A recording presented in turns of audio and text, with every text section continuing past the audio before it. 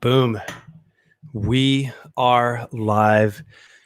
Got the lights turned out in the room. I just have these big, bright monitors that I look at for maybe too long each day, bringing you some good old-fashioned tips and ways to stay ahead on Amazon during COVID-19. As you know, we are going to be going live every single day, Monday through Friday, at this time, at 3 o'clock Austin time. That is 4 o'clock New York City time. That is 1 o'clock California time. That is maybe 9 o'clock, don't quote me, London time. That is maybe 3 a.m. Bangkok time. I don't know, don't quote me, but welcome. We are going live every single day during coronavirus to talk about Amazon marketing strategies. I am learning a lot every single day. I want you to learn a lot every single day. So the goal of this show daily, live, both on our Facebook page and on YouTube, simulcast, to learn with you, to share with you the things that I am learning. Today, I'm going to jump right into it.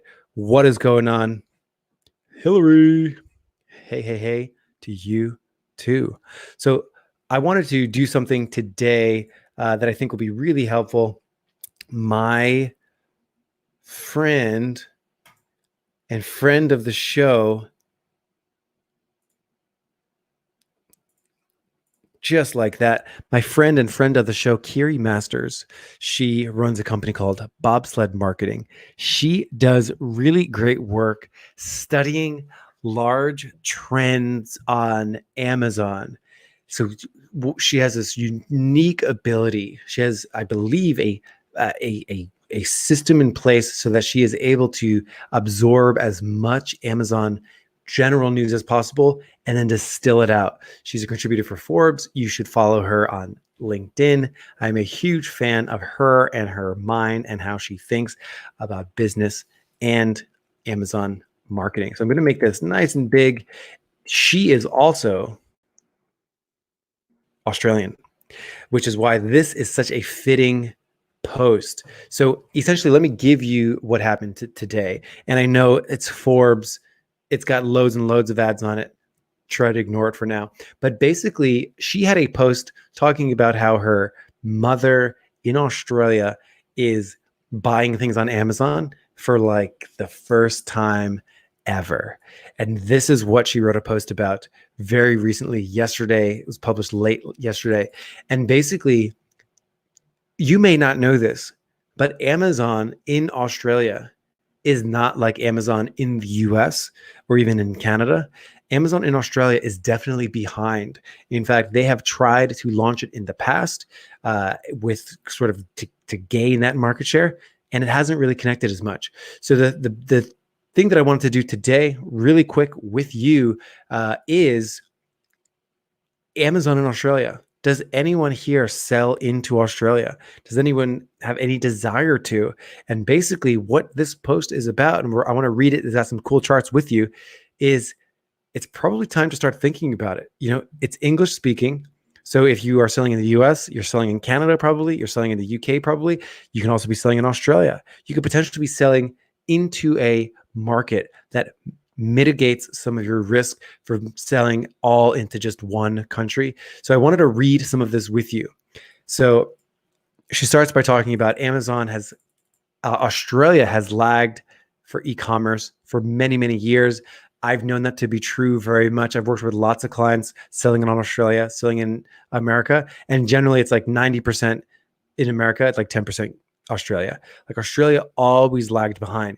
But the thing that I wanted to share here and the opportunity with this is there's a company, Merchant Spring, in combination with Market Watch, I believe, an Australian marketplace consultancy, tracks website visitor behavior across various marketplaces. Managing director Paul Sonneveld says that some clients are seeing 300 to 400% growth for some categories in their online sales channels. So that's good for e-commerce in general in Australia. Australian shoppers are finally switching to online purchasing because it is now a necessity. Stores are closing. So this is very similar to what we were seeing in America, where people are doing way more online shopping because by definition, it's not really advisable to go to Target or Walmart in person now. And this chart is what should really make you excited. Part of my job is to share opportunity, to share things that come out here. And basically what has happened is, if you look at this, SimilarWeb, Merchant Spring, there's lots of tools that track user behavior and website visitors. And to be clear, this isn't like an Amazon metric. I don't know how many people actually know this, but like when you install Chrome extensions that are free, a lot of times those Chrome extensions track some of your like behavior. This, you can see, excludes mobile app data. So a lot of those free tools that we install into our browser, and I've got a whole bunch of them, but a lot of those tools, a way that they monetize themselves is through something called like clickstream. So they sell a whole bunch of, like, they track things in their extensions and they sell it to one like data aggregator, and then that company sells it to places like SimilarWeb or Merchant Spring. I assume, I don't know the exact case in this place, but that is how a lot of search data gets made available, because of these trackers that track things like that, and then they anonymize it and aggregate it. It's part of the reason why it's generally advisable. Like, I tell my friends to keep a browser for work, where you do all your work stuff, keep your browser for your like personal life. But that's another story for another day. Anyway, that is where these numbers come from. And what we are looking at here is March 1st, Amazon. And this is like a scaled number, right? That doesn't actually, it means I sort of started here. And then what is the trend of Amazon? You can see it. It went up. And when I saw this, I was like, pretty cool, pretty interesting. Let me go over to Google Trends and verify that. So if anyone has used Google Trends before, it's a really cool way to track what people are searching into Google to go and find interest. So if you switch this to Australia and you go and you type in Amazon and you hit that, what has happened in Australia over the last 12 months? Pretty cool. It has matched in Australia. It is matching the level of interest that they normally see in the holidays. So what does that mean? Is this a new normal for Australia? Pretty interesting. Is this a way to capitalize on an opportunity?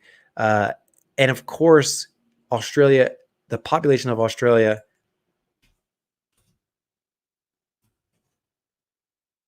is much, much, much lower than the population of America, which is over 10 times that amount. And I think it's never been sort of worth the effort to do that. And I think the question that I ask now is, granted, your application is probably going to be slow to set this up. A lot of government slowdown, probably, I mean, more likely than not, happening right now. Amazon might not be as easy as it normally is to move to a new country. But that being said, I just wanted to plant the seed that if you've expanded to Canada before, if you've done this before, it might be worth it to look into Australia as a potential sales channel, in the same way that Canada has a population of 36 million. Australia has a population of about 24 million. So it's like a little bit of a smaller Canada. And with that, that is basically my thing. So with all that said, let's see. Hillary says, I've done well with Australia on Etsy and Shopify. I'm planning on it when things open up. Hillary, that is awesome. That sounds like something you would do from what I know about you. And I would probably say get the paperwork ready now, so that when it's ready, you have that paperwork already submitted, and it's easy to sort of submit it again if something gets lost during this sort of pandemic that we're experiencing. Get the paperwork ready sooner than later. That sounds pretty good. We've got one from Borja Garcia de Venezuela. I'm so sorry to butcher your name. I don't mean to. Beautiful name. The problem with Australia is that it has 5% of the traffic on UK. UK has 24% of the traffic of the US. So you can look at this. I don't necessarily see yes, Australia has 1% of the traffic compared to US. I don't necessarily see this as a problem, more in the sense of to me, the competition's softer by like the way that I interpret this. Fewer traffic, probably people don't see the effort to do it. And then if you can market there, the competition will be softer, because most people, there are some hoops, government, bureaucratic, paperwork hoops to jump through. I just recorded episode 73 of the podcast. It'll be released this coming Wednesday. But I talked to Kevin Sanderson, who consults with people on how to break into international marketplaces. And essentially the case is, is it worth the initial hump to get over? And apparently, yes. When I manage campaigns, the importance is always on US first. Absolutely. That's got to get 95% of your attention.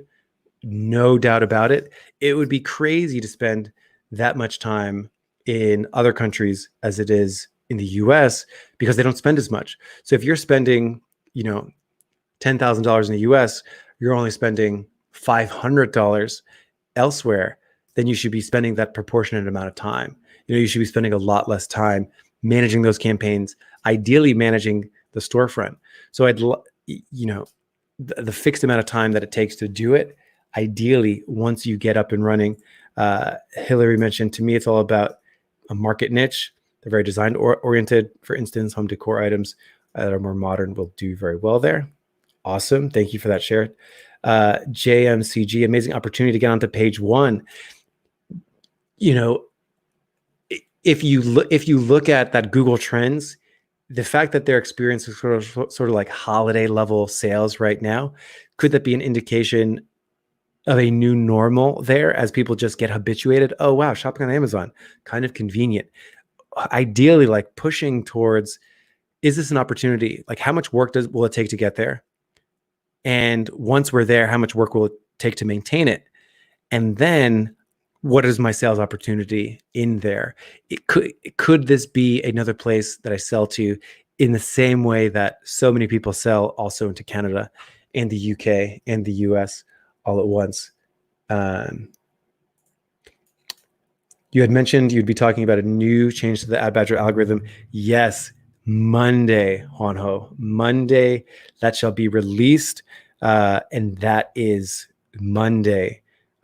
New bid algorithm for AdBadger to be released on Monday. And JMCG, you need to be really careful with the places you exclude from shipping, or else you'd end up spending a fortune on shipping the tiny villages. More of an issue in the States, I would guess. I would imagine every large country with a lot of geographic area probably suffers from that. So yeah, Bonho, thank you for your comment. Bonho, thank you for your comment watching over there on YouTube. JMCG, thanks for thinking of me. Thanks for thinking of me. I hope everyone out there has had a fantastic day. Stay home, stay safe, stay healthy, and eventually this thing will pass and we can go back to normal and get back to normal times. New normal times is really the phrase there. So I just wanted to plant the seed today. I thought that was a good post from Kiri. Wanted to plant the seed of thinking about Australia, the fact that they're experiencing sort of like holiday level demand on Amazon right now could be a good reason for you to put that in your pocket, maybe look up what the paperwork looks like, and maybe break out. And even if it's only 5%, even if it's only 10%, why not increase your campaigns 5-10%? That is it for that. Have a good one, everyone. Hillary, I am also stoked for the Monday release too. Have a good one, everybody. And I will see you inside the Badger Den.